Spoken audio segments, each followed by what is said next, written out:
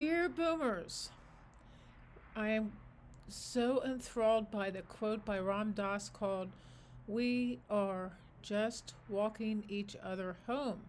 And in fact, he and Mirabai Bush wrote a book called Walking Each Other Home.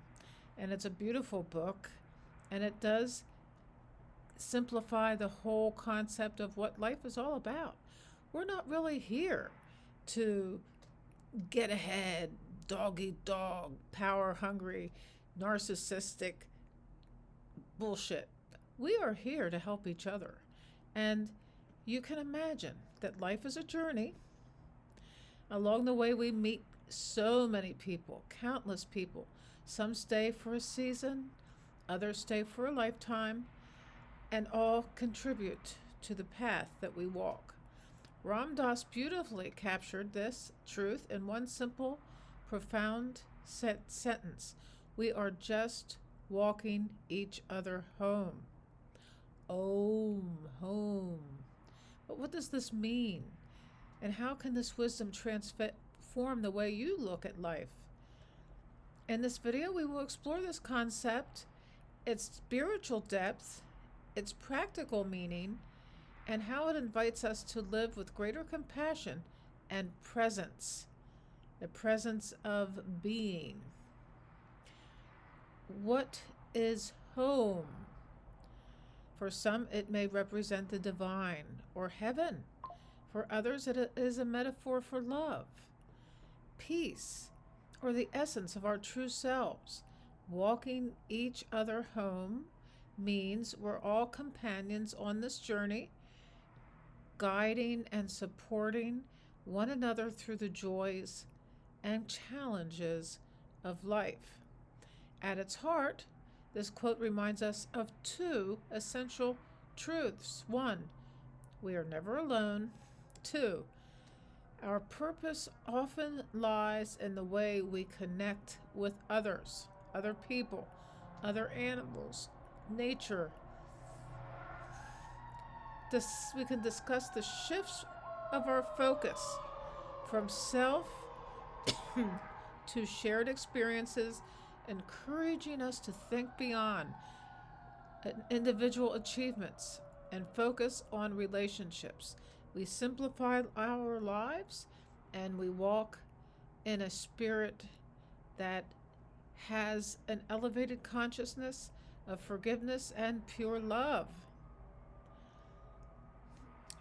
I think that my nursing career points to this kind of wonderful attitude.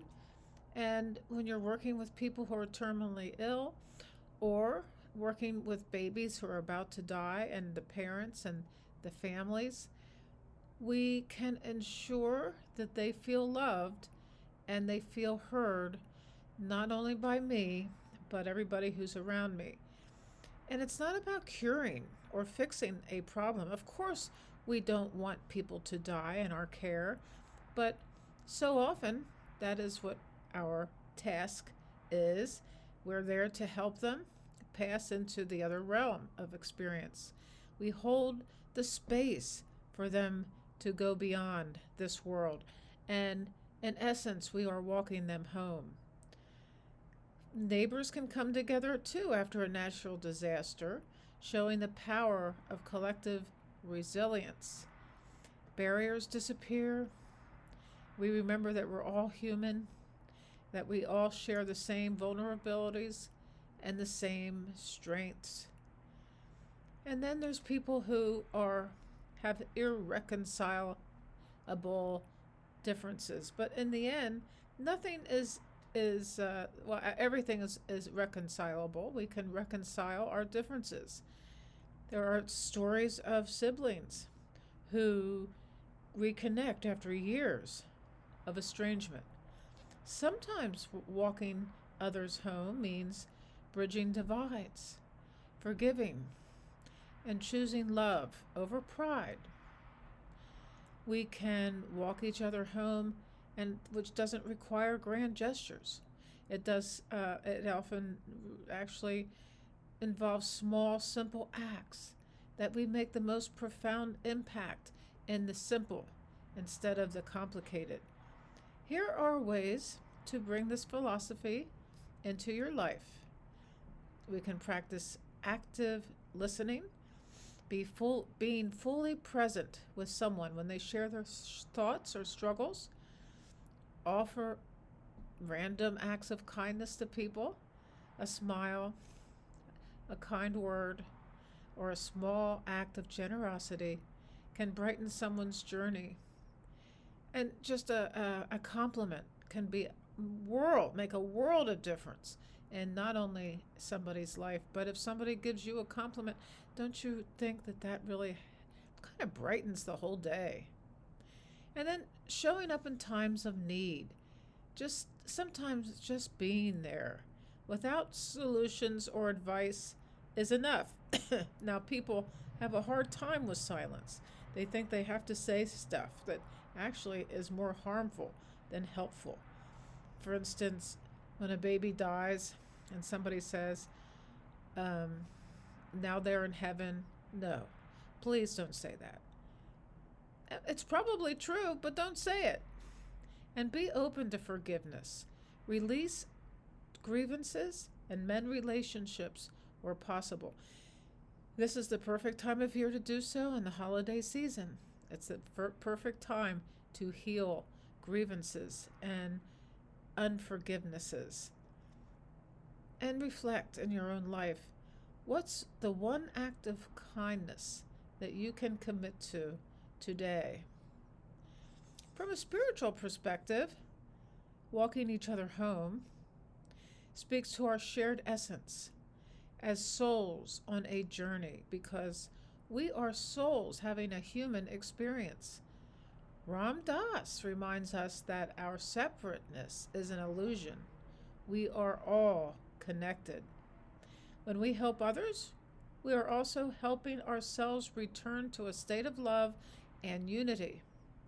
In the teachings of many spiritual teachers, the idea of interconnectedness is central. Thich Nhat Hanh says he calls it interbeing. The Buddhists taught compassion as the path to enlightenment. And in the words of Rumi, we are all just different lamps sharing the same light. That's so awesome. So we can talk about people in conflict, followed by moments of resolution and growth. Walking each other home is not always easy.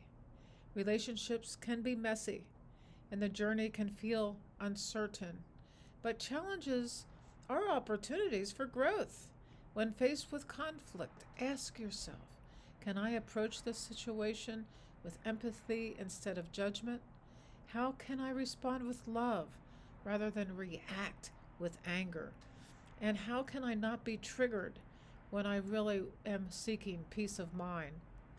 So we need to consciously choose connection over division, and that's how you transform each step on the path home into love, forgiveness, reconciliation. In the end, life is not about the destination, it's about the journey and the company we keep along the way. Who are you walking home, and who is walking you home?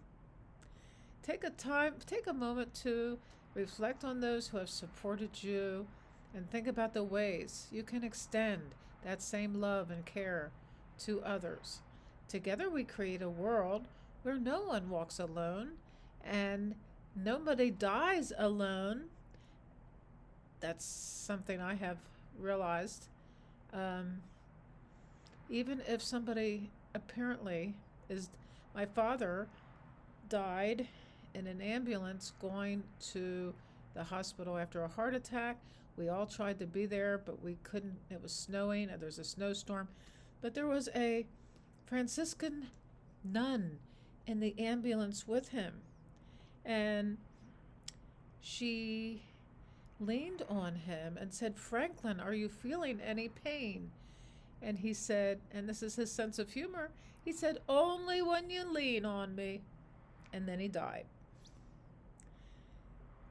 So reflect on your life at the end of this year, connect the dots, be a better person, be a person, even change yourself into a whole different person. And we can only do that through connection and love and forgiveness. Journaling, as we have said many times, is a way to, from the first word to the last of that day, you feel transformed. You feel like you've lifted the burden. You feel as if you are connected, and something has fallen into place through the act of journaling, meditation, breathing, walking in nature. And this is what you can do is read Ram Dass's books. He is so awesome. So we're just walking each other home. That's all we can do.